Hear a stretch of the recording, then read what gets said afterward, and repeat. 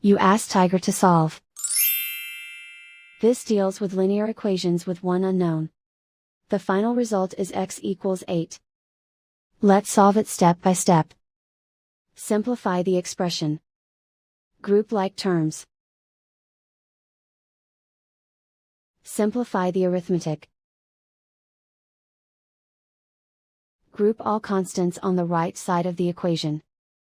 Add 1 to both sides. Simplify the arithmetic.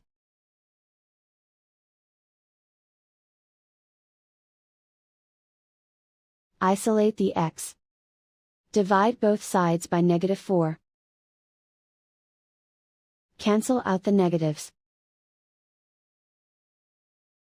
Simplify the fraction.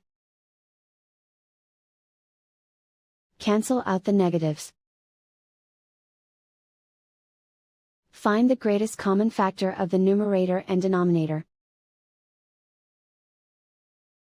Factor out and cancel the greatest common factor. And so the final result is x equals 8.